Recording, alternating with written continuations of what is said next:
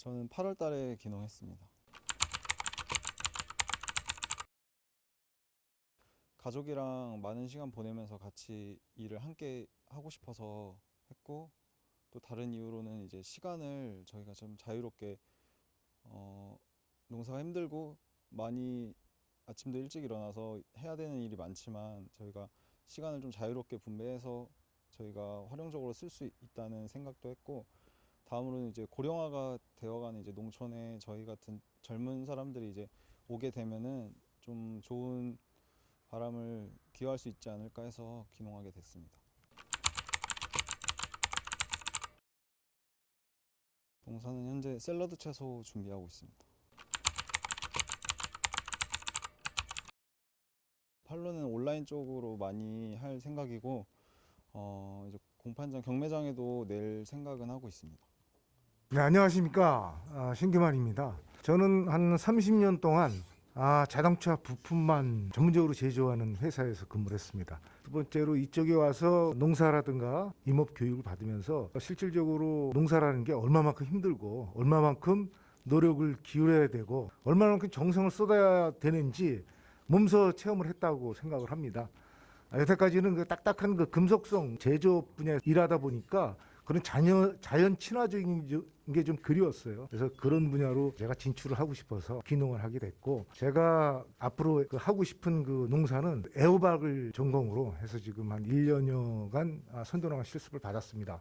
근데 아쉽게도 이제 우리가 교육을 하면서 애호박에 대해서는 그렇게 전문적으로 다루진 않더라고요.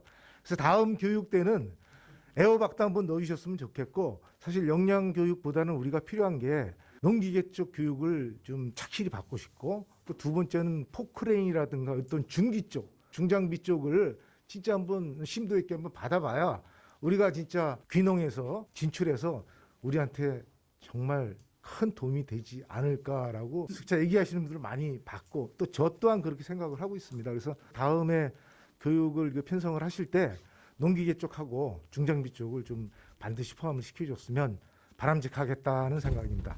감사합니다. 안녕하세요. 저는 여기 오기 전에 전라북도 익산에서 왔고요. 그 전에 하던 일은 이제 아이들 대학교에서의 교육 현장에서 있다 왔습니다. 그래서 이제 농사라는 부분은 잘 모르고 이쪽에 오게 됐는데요. 여기 있으면서 이제 이런저런 작물들에 대한 교육 받고 그다음에 같이 체류하면서 그 농촌에 대해서 이제 좀 느낄 수 있던 부분이 좀 좋았던 부분인 것 같습니다. 저는 이제 여기서 나가게 되면 인삼 작물을 주 작물로 해서 키워나갈 계획입니다. 감사합니다. 안녕하십니까. 저는 안양에서 복지연구회사를 다니다가 작년에 귀농을 해서 금산으로 오게 된 정준호라고 합니다. 저는 애호박을 지금 작년하고 올해 계속해서 교육받고 또 선도 농가 가서 실습도 하고 또 가까운 분 여기 동네 형님네 가서도 많이 보고 배우고 있는데, 아까 우리 촌장님이 말씀하신 것처럼 애호박 선택하는 그 농민들이 좀 있더라고요. 귀농하시는 분들 중에 여태까지 귀농하셨던 분들도 애호박 하신 분들 많아서 우리 기술센터에서 애호박에 관해서도 좀 집중적으로 좀 다뤄주시고, 저도 교육을 받다 보니까 우리가 이 자리에서 이론 교육도 중요하지만 이론 교육 그 장목의 이론 교육이 끝난 다음에 반드시 현장에 나가서 실습을 하거나 또 현지 농민들과의 우리가 이론에서 배웠던 것을 주고받는 질문도 하고 또 새로운 그 정보도 알게 되는 그런 시간을 꼭 가졌으면 좋겠습니다. 특히 금산 내에서 주로 이루어지고 있는 그러한 장목에서 집중적으로 우리가 교육을 받았으면 좋겠습니다. 그리고 진짜 우리 시골에서 이제 농사 짓다 보면 농기구들 진짜 많이 쓰지 않습니까? 관리기부터 시작을 해서 크게는 포크레인까지 여기서 나갈 때는 조금 다를 줄 알았으면 좋겠습니다. 예, 이상입니다. 감사합니다. 안녕하세요, 공비입니다. 저는 대전에서 정보통신 관련 장비 일을 한 30년 정도 했었고요. 그러고 이제 퇴직해가지고 지금 금산으로 귀농 준비를 하고 들어왔었는데요. 여기 있다 보니까 느끼는 부분들이 전혀 새로운 부분들이 너무 많아가지고 이제 기술센터를 통해서 중장비 교육도 좀 받으러 다니고, 그런 어떤 도움을 좀 받았습니다. 저는 버섯을 하려고 이제 멘토는 지금 4개월째 받고 있는 중이고요. 그 전에도 그냥 그 버섯 농가에 거의 뭐 출근하다시피 해서 버섯을 이제 좀 배웠는데요. 그 자체를 바로 시행하기가 그렇게 결코 쉬운 건 아닌 것 같습니다. 그래서 지금 여기 들어와 있는 저희 입촌하신 분들이 어떤 작목을 선택을 하기 위해 가지고 많이 접해보고 정말 나한테 맞는 작물이 뭔지 그런 것들을 좀 파악하시기를 희망을 합니다. 왜냐면 저는 이제 버섯을 하겠다고 처음부터 마음을 먹고 여기 들어오기 전에도 이제 교육 같은 거를 좀 열심히 받아봤었는데요. 몸으로 익히는 거하고 그 교육장에서 교육받는 거하고는 정말 차이가 많이 납니다. 그래서 어떤 작물을 택하기 위해 가지고 노력도 많이 하시고 그 다음에 사실은 나한테 정말 맞아야 된다고 생각이 들어져요. 저는 이제 제가 혼자 할 수 있는 어떤 작물이 뭔가를 택하다 보니까 이제 버섯을 하게 됐었는데요. 그래서 다른 작물은 쳐다본 것도 별로 없습니다만은 이래저래 저희가 교육을 받으면서 다니다 보니까 어려움들이 되게 많은 것들은 어느 누구도 알려주지 않는 것 같습니다. 뭐 보기 좋은 것들 그냥 하는 그런 정도로만 알려주는 거지 정말 애로사항이 뭐고 힘든 게 뭐고 정말 그게 돈이 되는지에 대한 어떤 그런 얘기는 잘 안 알려주시는 것 같더라고요. 그래서 현혹되지 마시고 자신한테 정말 맞는 작물을 선택을 하시고 좀 더 심도 있게 이제 배우시고 여기서 뛰쳐나가시기를 바라겠습니다. 여기 있는 동안 그거 하기가 쉽지 않겠지만은 어쨌든 여기 계신 동안 충분히 탐색을 하시고 연습을 하시고 그렇게 가기를 희망합니다.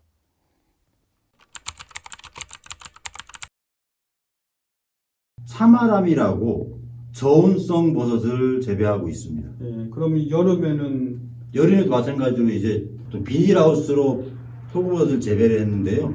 저 같은 경우에는 지금 판넬 재배사에서 안에 온도를 제가 컨트롤을 할 수 있게끔 에어컨을 좀 놓고 해가지고 시설이 그다음에 그래서 저 차마람 저온성 버섯을 여름에도 재배를 하고 있습니다.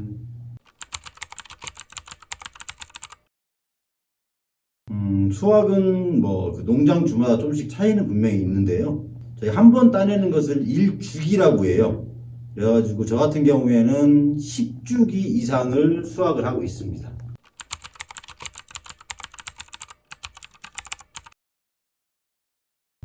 그것은 어떤 이 버섯이 올라오는 이유 중에 하나가 뭐 농장주의 뭐 금전적인 부분을 채워주기 위해서 올라오는 게 아니라 버섯의 어떤 충격, 물리적인 충격이라든지 아니면 온도 충격이라든지 이런 거에서 올라오는 거거든요. 그러다 보니까 특별 주기에 버섯이 많이 올라온다거나 그렇지는 않고요. 어떻게 충격을 주느냐에 따라서 버섯이 올라오는 거라서 그 어떤 딱 한정지어서 어떤 주기에 버섯이 많이 나온다라고는 말씀을 드릴 수가 없습니다.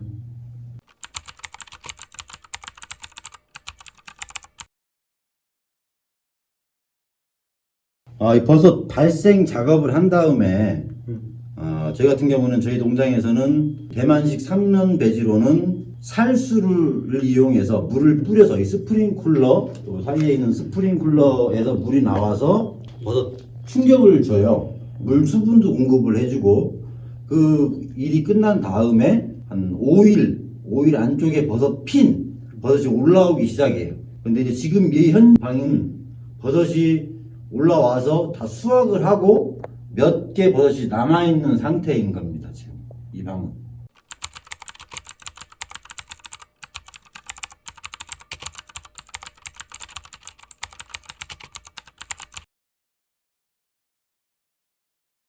이게 분양을 해주는 곳, 그러니까 배지를 만들어서 저희 농가에 분양을 해주는 곳들을 보면 배양 배지가 있고 아주 지금 상태로 갈변이 다 된 상태에서 분양을 해주는 곳이 있고 또 접종, 균만 톱밥을 뭉쳐서 균만 넣어서 배양을 각 농가에서 하게끔 분양을 해주는 곳들이 있어요.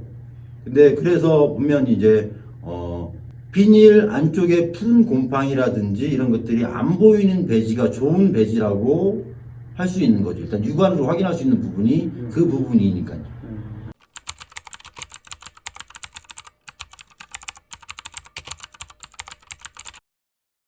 버섯이 가장 잘 자라는 온도대가 20도 전후거든요. 비닐하우스에서는 20도를 맞춰주기가 굉장히 힘들죠. 근데 이 판넬 재배사에서는 20도 전후를 맞춰주기가 그래도 아무래도 용이하다 보니까 버섯을 아주 고품질, 화구를 만든다거나 이렇게 하기 위해서 에어컨을 설치를 한 겁니다. 그리고 저 밑에 있는 환풍기 같은 경우에는 이산화탄소 농도를 줄이려고, 이 버섯이 사람도 숨을 쉬면은 이산화탄소가 나오잖아요. 그 농도를, 그 이산화탄소를 바깥으로 배출을 하기 위해서 환풍기를 설치를 한 것입니다. 근데 굳이 저 환풍기를 바닥 밑면에다 설치를 안 해도 관계가 없어요. 근데 단 하나, 재배사 내부에 환류 장치, 여기 보시면 선풍기 하나 큰 게 있잖아요. 환류 장치라는 것은 재배사 내부의 공기를 아주 원활하게 소통시켜주는 것을 환류라고 하는데, 환류가 되어 있을 때는 환풍기를 상면 아니면 하단 어디다 설치를 해도 관계가 없습니다. 그 이유는 저희가 이만한 대야에다가 물을 담아놓고 물감을 넣었을 때 물이 흐름이 없으면 그대로 물감이 가라앉거든요. 그런데 손으로 젓는다거나 어떤 기구를 이용해서 물을 돌려주게 되면 물감이 당연히 모든 물에 섞이겠죠. 그 원리랑 똑같은 거예요. 그러다 보니까 환류팬이 없을 때는 탄소보다 이산화탄소 농도가 낮기 때문에 환풍기를 하단에 설치하는 게 맞지만, 모든 재배사에는 환류 시설이 필요하기 때문에 환풍기를 하단에다 설치 안 하고 아무 데나 설치해도 관계가 없는 것입니다.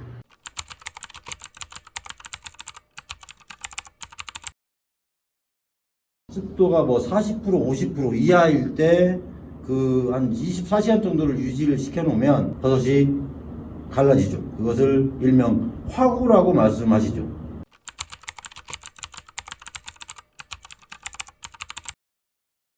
버섯 발생 작업할 때 다르고, 발이 올라올 때 다르고, 그 다음에 생육할 때, 지금 기를 때 화구를 만들기 위해서는 습도가 50% 이하를 만들어야 주어야 되고, 근데 발이 될 때는 습도가 80%에서 90% 정도가 있어야지 버섯 발이가 잘 되고요.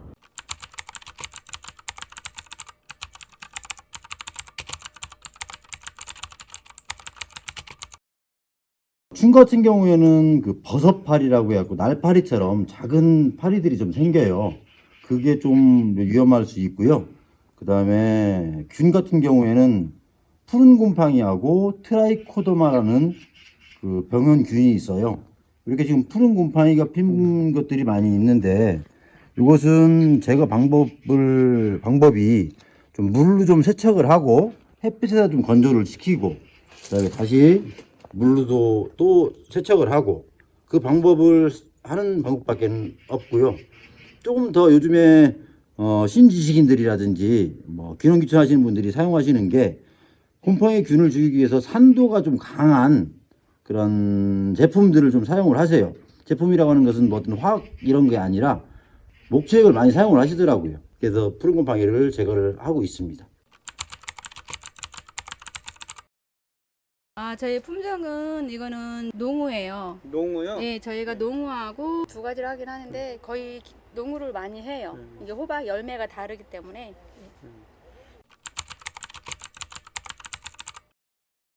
네, 이 줄기는 호박이 원래 이렇게 쭉 늘어지잖아요. 계속 넝쿨로. 이제 저희가 밭에서 먹으려고 노지에 심는 거는 그냥 쭉쭉 늘어나게 놔두거든요. 근데 저희 하우스들이 같은 경우는 이제 어느 정도 크면 이렇게 찌개가 있잖아요. 이걸로 이제 여기를 이렇게 찝어서 고정을 시킨 다음에 이걸 옆으로 이렇게 가게 해서 이렇게 쭉쭉 그냥 뻗어가게 해주는 거예요. 그리고 이제 이런 거를 꽃이나 쑥꽃이나 엽순을 이거 제거해주고, 그리고 이제 영양분이 호박으로 가게끔 그렇게 관리해주는 거예요. 네, 풍년이에요. 풍년이에요? 네네. 예. 네, 풍년인데 저희가 원래 이 깨가 모종으로 심었어요. 8월 말이나 9월 초에 심어야 되는데 저희 같은 건 좀 늦었어요. 그래서 9월 27일 날 모종으로 심었어요.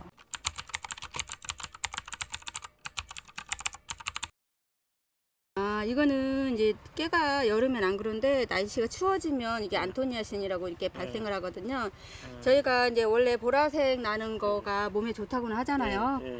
그런 원리예요. 근데 이제 겨울께는 이게 진할수록 좋다고 이걸 선호하기도 하고 그래요. 예, 그럼 이거는 블루베리랑 같은 그런 거네요? 그렇죠. 그런 예, 역할을 예. 해주는 거죠. 성분이.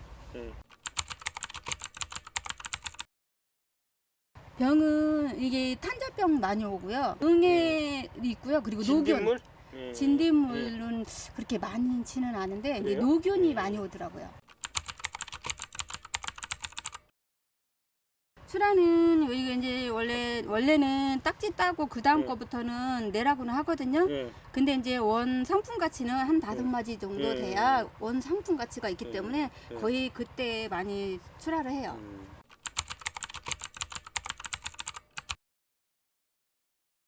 저희 같은 경우는 서울 한국청가로 보내요. 예. 그러면 직접 싣고 가시나요? 예, 농협에서 농협 관리하는 그쪽에서 예. 차가 와가지고 직접 예. 탑차에다가 싣고 가요. 집 앞에다 그냥 내놓으면 싣고 가는 아니요, 거네요? 장목관 그쪽에서 출하하는 곳이 따로 있어요. 예. 그럼 거기 가서 겨울에는 각자 실어주고요. 예. 날이 풀리면 이제 쌓아놓고 돌아가면서 음. 이제 2명씩 해가지고 팀으로 해서 실어주고 그래요. 그러면 집화장에까지만 갖다 놓으면 되는 거네요? 네네. 깻잎 같은 경우는 이틀 후에 통장으로 들어와요. 예, 이틀 후에요? 네, 저기 애호박 같은 경우는 출하하면 그날 오늘 아침에 나간다 그럼 다음 날 바로 나오거든요. 예. 근데 이제 깻잎 같은 경우는 이틀 후에 들어오더라고요. 예. 호박이 조금 공백 기간이 이렇게 한 5달에서 6달 정도 있다 보니까 그 공백 기간을 메꾸기 위해서 이걸 시작했어요. 청상추인데요. 진청이라고 그래요. 진청이요? 진청. 예. 예. 진청. 예. 3일 정도 걸립니다. 3일이요? 예. 수확하고 나서 3일 정도. 지금 경매장으로 대전으로 나가고 있어요. 대전이요? 예. 예, 이거는 수경재배인데 뿌리 부분에 배지가 없어요. 예. 코코피트라든가 이런 뭐 폴라이트, 인공 상토 종류가 없고 그냥 양액으로만 재배를 하는 거예요. 예. 양액으로만. 한번 보여드릴까요? 예.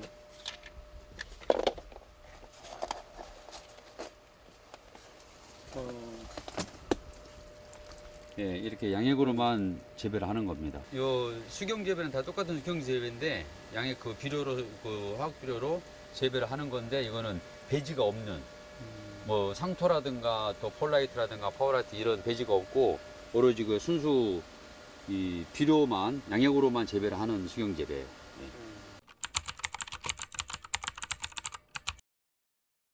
예. 여름에는 대략 2달 정도 걸리고요. 예. 2개월. 네. 여름에는 2개월 정도 수확을 하고, 네. 2개월이 아니라 정식을 해서 2개월. 그러면 대략 한, 45일 정도, 40일 정도 수확을 하신다고 보면 됩니다. 40일 정도. 40일 수확을 하고 또 이제 새로운 모종을 정식을 하게 되는 거죠. 그리고 겨울에는 지금 대략 한 5개월 정도 갑니다. 5개월. 그래서 지금 이게 9월달에 정식을 한 건데 내년 한 5, 6개월 보고 있는데 늦어도 한 3개월까지 많이는 3개월 내년 3월까지 가고 좀 빠르면은 2월까지는 아마 키울 수 있을 거라고 생각합니다. 수확을 그 주간에 다 할 수가 없는 상황이 있어요. 상추가 이제 너무 커버리면 상품성이 떨어지기 때문에 뭐 오늘 수확을 해야 된다고 오늘 해야 되거든요. 근데 이거 전조를 해놓게 되면 조명인데 밤에도 야간 작업을 할 수가 있습니다. 예. 그래서 야간 작업을 용이하게 하기 위해서 설치를 했습니다. 그럼 낮이고 밤이고 일하는 거네? 네. 그러니까 물론 뭐 밤에 일하는 경우는 많지는 않습니다만은 그래도 해놓으면 그 전에는 좀 헤드라이트 쓰고 했는데 지금 전조 시설을 해놓으니까 굉장히 편하고 좋습니다. 이거 높이는 얼마 정도가 좋아요? 이거는 이제 작업자 기준에 따라서 높이는 넘낮이 조정은 항상 용이하게 돼 있는데요. 돼 있는데 한번 설치를 해놓으면 다시 수정을 하려면은 힘들어요. 굉장히 힘들어. 그래서 이거는 기준을 원래 이제 그 키 큰 사람보다도 작업자 중에 제일 키가 작은 사람 그 사람 기준으로 잡아서 하는 게 낫습니다. 요거는 뭐 기준이라는 건 없고요. 지금 여기 저는 70으로 기준을 잡아놨는데 제 기준을 잡아가지고 저희 아내분은 좀 불편한 게 있습니다. 예. 이분은 한 20cm 정도는 더 낮아야 더 용이하다. 이 길이는 얼마 정도 돼요? 이게 지금 1200인데요. 1m 20인데 상추 포기가 지금 6포기가 들어가 있어요. 6포기인데 토경재배 상추 멀칭 구멍 간격보다 여기가 좁습니다. 왜냐면은 이 하우스 면적은 항상 제한되어 있기 때문에 좀 많은 포기를 넣기 위해서 이렇게 해놨는데 이게 지금 19cm 간격이거든요. 이게 토경재배는 이보다 좀 더 넓습니다. 상추도 좀 더 공간을 많이 벌려줄수록 자기 공간을 많이 줄수록 상추도 생육이 더 훨씬 더 좋습니다. 이 하우스는 제가 실험동으로 사용하고 있는 하우스라 품종이 지금 3가지가 들어가 있는데요. 여기 지금 제 이 베드 하얀 선 오른쪽으로 있는 것이 서량 품종이고 요 왼쪽에 있는 이 품종이 75g 이상 대과정으로 크는 킹스베리 품종이고요. 왼쪽에 있는 품종은 이름은 고슬이라고 하는 가을 딸기인 품종인데요. 9월 달부터 딸기 수확을 해서 그 다음에 5월까지 수확할 수 있는 그러한 품종이 되겠고요. 지금 이제 한참 수확기 제철을 맞고 있습니다. 고슬 품종은 7월에 정식을 해서 9월부터 이제 따는 품종이고요. 이 옆에 있는 킹스베리나 서량 같은 품종은 9월 초부터 정식을 해가지고 11월 중순부터 수확을 해서 그 다음에 5월 정도까지 저희가 수확을 하고 있습니다.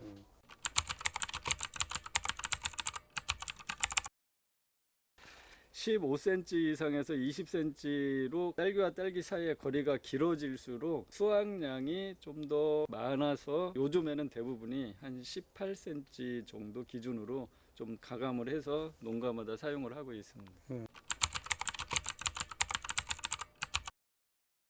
꽃이 피어서 올라오는 걸 지금 보시는 바와 같이 이렇게 되어 있는 것을 하나의 꽃대의 화방이라고 그러는데, 이렇게 첫 화방이 나올 때는 보통 딸기 이 열매가 분지가 돼서 여러 개가 나오는데요. 고품질의 과일을 만들기 위해서 화방이 뒤로 갈수록 과일 개수를 적게 해가지고 과일을 좀 크게 만들려고 하는 그런 수고를 좀 드리고 있는데요. 대체적으로 1화방 때는 9개를 기준으로 달게 놔둡니다. 여기 지금 여러 개가 꽃이 피고 열매가 이렇게 맺혀 있지만 나중에 저희들이 필요로 하는 거는 여기에서 하나, 둘, 3개만 남겨두고 나머지를 이렇게 다 제거를 합니다.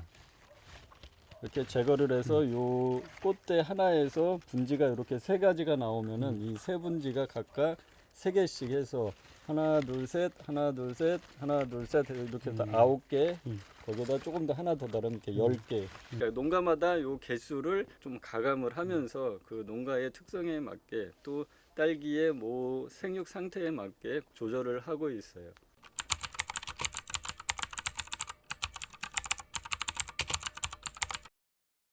보통 5도 이하로 내려가면 이제 냉해를 입어서 딸기가 이제 크거나 과일이 성장할 때 피해를 입기 때문에 제 농장에서는 8도를 기준으로 하고 있고요. 이제 거기에서 좀 더 크게 만들고자 하면은 10도, 12도까지 올리는 분들도 계신데, 거기에는 이제 난방비라든지 전기세라든지 그만큼 많이 들기 때문에 저는 8도를 기준으로 관리를 지금 하고 있습니다. 응애, 진딧물, 흰가루이 등등 해서 여러 가지가 있고, 균으로 발생되는 게 이제 흰가루병, 제끼, 곰팡이병, 세균 모문이병 해서 여러 가지가 있는데요. 그 각각에 대해서 일반 농약도 있고 친환경 농약 제제도 있고 해서 딸기 과일이 열리고 안 열리고 꽃이 피고 안 피고에 따라서 사용하는 약자가 각각 다르기 때문에 그때에 맞게 적절하게 사용을 하면은 충이나 균으로부터 안전하게 딸기를 생산할 수 있습니다.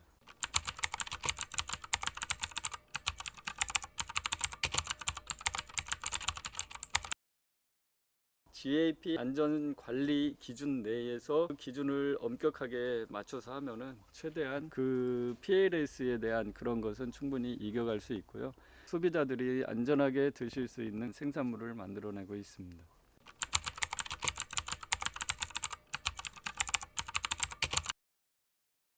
딸기를 재배하는 지역마다 기온, 온도, 환경 차이가 달라지는데요. 여기 금산 같은 경우는 그 옆에 딸기 주산지인 논산보다도 기온이 2, 3도 정도 낮습니다. 여기 딸기를 재배하기 위해서는 딸기 생육 온도를 맞춰줘야 되는데 딸기 생육에 좀 맞는 그러한 조건을 하려다 보니까 이렇게 3중으로 했고요.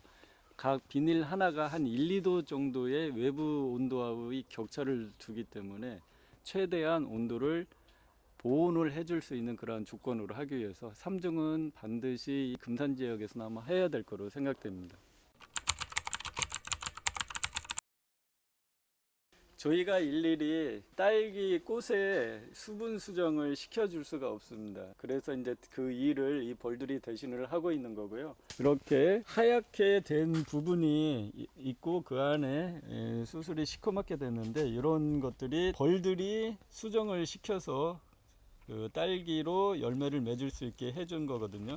그리고 이제 수정이 완료가 되면은 옆에 하얀 꽃잎이 떨어지고 이렇게 안에 시커멓게 남으면서 지금 아래에 보시는 바와 같이 이렇게 이제 열매가 형성이 돼서 이게 한 3주 정도 지나면은 빨갛게 딸기가 익을 그런 것으로 이제 변하게 되는 겁니다. 그래서 벌이 반드시 있어야지 딸기가 좀 수정을 할 수 있고요. 일일이 사람을 손으로 하려면 이 인력난을 다 해결을 하지 못하고 있습니다.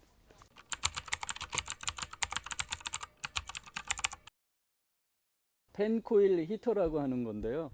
지하수가 들어가면은 냉풍으로 해서 온도를 시원하게 해주고 따뜻한 물을 보일러로 온수를 끓여가지고 보내면은 따뜻한 그런 온풍이 나오게 해서 냉온풍을 같이 쓸 수 있는 난방 자재입니다.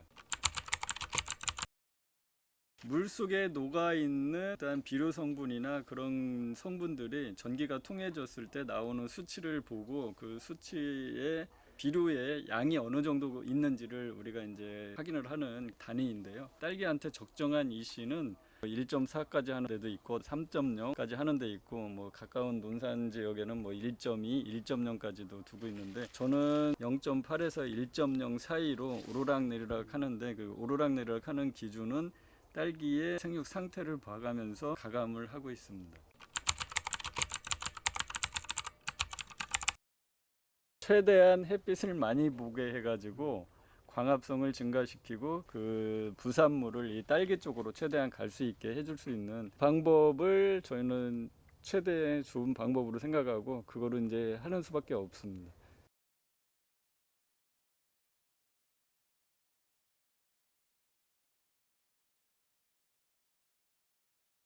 딸기가 먹을 양식이 들어 있고요. 각각 탱크에 나누어서 딸기가 먹을 수 있는 비료를 물에 녹여 가지고 놓은 거고요. AB액을 같이 놓지 않고 이렇게 나눠 놓은 거는 두 가지가 섞이면은 침전이 돼서 딸기가 먹을 수 없게 되기 때문에 이렇게 분리를 해서 놨고요. 물하고 섞여서 들어갈 때만 이렇게 하나로 섞여서 들어가는 그러한 형태입니다.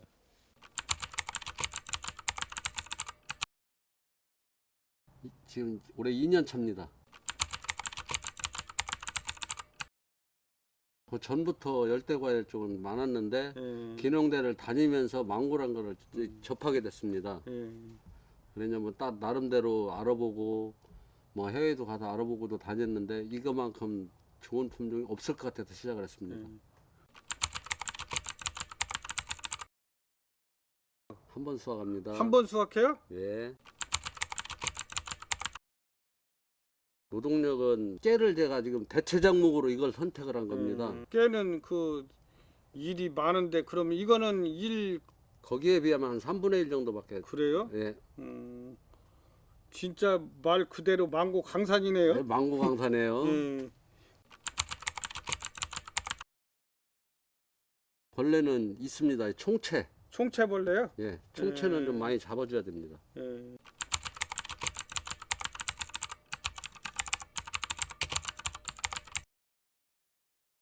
금산구 기술센터 작년에 기농대 졸업을 하고 창업 자금을 받아서 이 시설을 하고 묘목도 구입하고 모든 거를 했는데 저는 이게 뭐 거치 상환 기간에 갚을 예정으로 지금 열심히 노력하고 있습니다. 몇 년 거치 몇 년? 5년 거치 10년 상환인데 거치 기간 안에 저는 상환을 하려고 지금 예정입니다.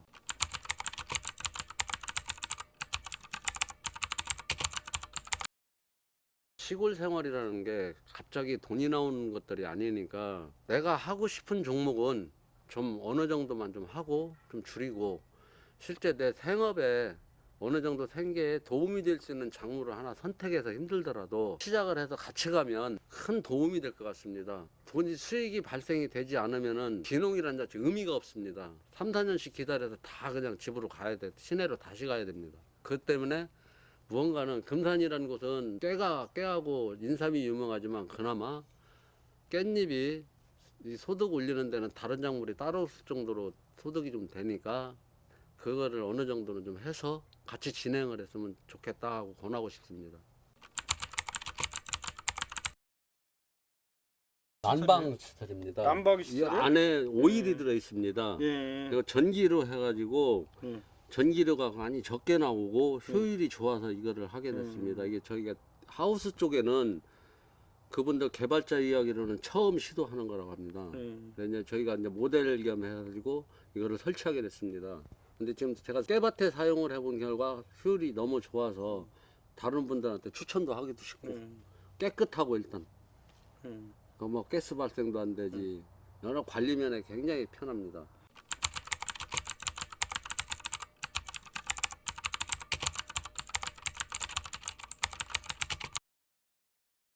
재배 정도가 아니라 많은 이점을 갖고 있습니다. 예, 꽃을 일찍 피울 수 있는 그런 장점을 갖고 있기 때문에 저온에서 이거를 유지를 해주고 꽃이 핀 다음에는 온도를 많이 높여줘야 돼서 이 보일러를 설치하게 됐습니다. 난방비는 그렇게 아직 뭐 많이는 안 들어갔고 500평 하는데 한 100여만 원 정도 한 달에 10시간을 뗐을 때 그러면은 일반 뭐 기름 떼는 거나 이런 거에 대한 너무 많은 효과가 나기에 이걸로 선택하게 됐습니다. 1월 달에요. 1월 달에? 예. 그러면 1월 달에 온도를 25도를 1월 올려줘야 달에서 되죠. 3개월 정도만 펴줍니다.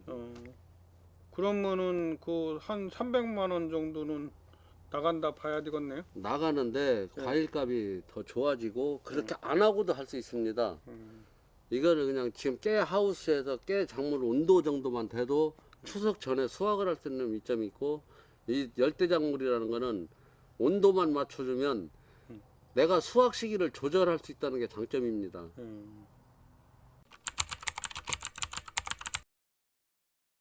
백화점 쪽에나 가락동 시장에 일부 농가는 지금 하고 있는데 그 경매가가 작년에 3만 원대 갔습니다. 대체 작물로는 굉장히 좋을 것 같고 많은 이점을 갖고 있는 게 접하기가 어려운 작물이라 많은 유행을 타지 않을 거라고 저는 보고 시작을 했습니다. 여기가 깻잎 합수입니다.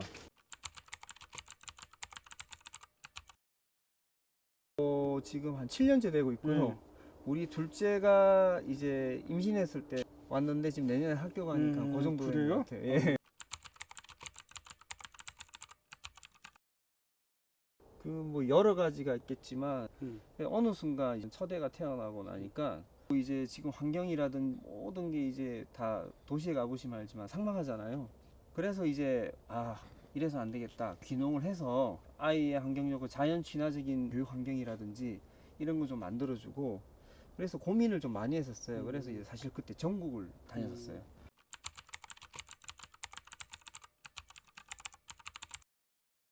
제가 원래 경남 창원에 있었거든요. 우연찮게 창원에 귀농귀촌 박람회를 하더라고요. 그래서 거기에 귀농귀촌 박람회를 갔더니 여러 지역에서 와서 상담을 했는데 그 중에 이제 금산이란 곳에서 깻잎을 생산을 해서 나가는 과정이라든지 어떤 수익면이라든지 그리고 어떤 작물을 키우는 뭐 방법이라든지 이런 조건들이 좀 좋은 것 같더라고요. 그리고 금산이 첫 번째가 그 어떤 대전이라는 대도시와의 접근성 이 어떤 판로라든지 이런 부분이 제가 생각했던 부분들하고 다 좀 매치가 되는 것 같아서 그때 불현듯 금산으로 가야 되겠다. 그래서 이제 금산으로 오게 됐고요. 막상 와서도 되게 괜찮은 게 주변에 도와주시는 분들도 많고요. 기술적인 면도 제가 자문을 구한다라든지 금산구 농업기술센터를 통해서라든지 뭐 이런 부분들에 있어가지고 키우는데 크게 어려움은 없었던 것 같아요. 지금 현재 와서는 아유 잘했다. 뭐 또 귀농하라면은 아유 금산으로 가야지 하는 생각을 많이 해요.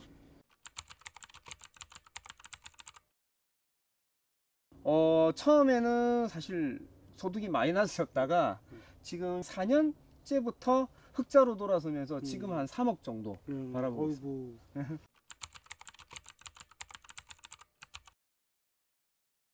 상추하고 깻잎만 해서는 3억이고요. 그 외에 부수적으로 제가 이제 노지에 뭐 생강이라든지 콩이라든지 배추 이런 걸 심는데 그거는 이제 1년성 생산 작물입니다. 그 같은 경우는 사실 현재까지 크게 수입은 없어요. 사실 지금 매일매일 수익이 발생하는 깻잎이나 상추는 사실 못 따라가는데 그거는 이제 제가 여유를 좀 부려가면서 좀 부수적으로 하는 농업이고 주로 주수입은 여기서 생산이 되고 있습니다.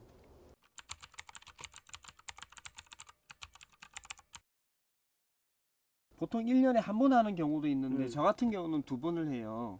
왜 2번을 하냐면은 깻잎이 이제 1년 작기를 가지게 되면은 이제 1년 끝부분에 가서 이 깻잎도 나이를 먹는다고 해야 되나? 그 생산량이 점차적으로 줄더라고요. 그래서 차라리 1년에 작기를 2번 가지고 쉽게 말해서 건강할 때 많이 생산을 해서 많이 내는 방법으로 그렇게 택하고 있어요.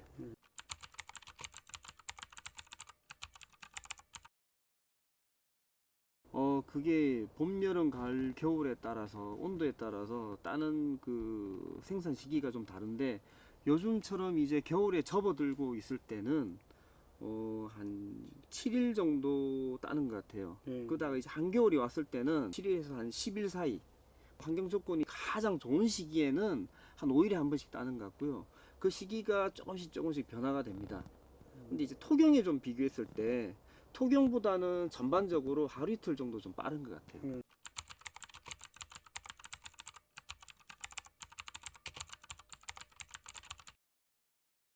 이게 정확한 어떤 뭐 용어는 제가 뭐 안토시아닌이라고 해야 되나? 뭐 그런 이제 어떤 화학적인 그 어떤 그 깻잎 내의 작용에 의해 가지고 지금 이제 온도가 많이 떨어졌고 햇빛의 일조량이 적을 때는 나타난다는데 사실 이런 자색이 나타날 때가 가장 식감이 좋습니다. 일반적으로 깻잎, 상추가 주종목인데 그 외에 1년 소득 작물로는 생강, 콩, 씨앗 종자를 얻는 깻잎이라든지 그 정도.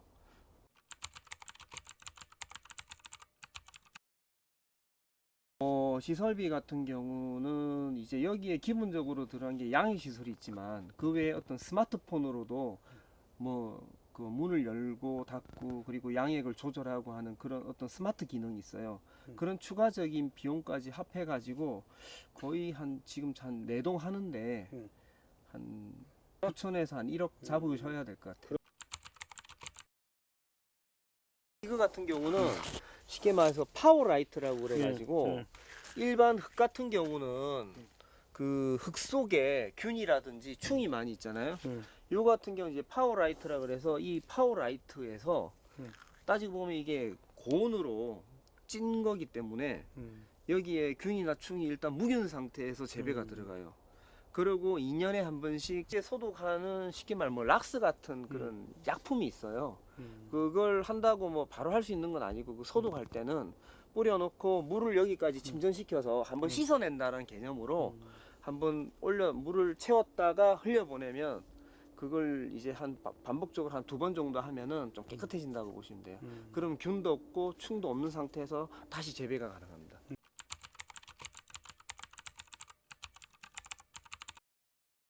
여기서 지금 생긴 거는 진딧물 한번 있었고요.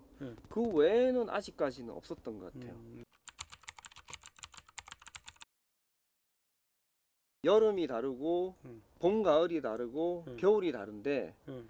이제 물이라기보다는 여기에 이제 필요한 영양소를 배합을 해서 이제 저기에 있는 기계로 밀어낸다고 보시면 되는데, 저 같은 경우는 요즘 겨울이다 보니까 1분씩 해서 하루에 한 3번에서 한 4번 정도 주고요. 여름 같은 경우는 한 5번 정도 줄 때도 있어요. 근데 그거는 그 농가마다 이제 뭐 1분씩 주는 분 있고 2분씩 주는 분 있고 3분씩 주는 분이 있어 가지고 그거는 이제 그 스타일에 따라서 이루어지는데, 저 같은 경우는 그렇게만 줘도 아직까지는 잘 자라고 아직까지는 어떤 문제가 나타나진 않았어요.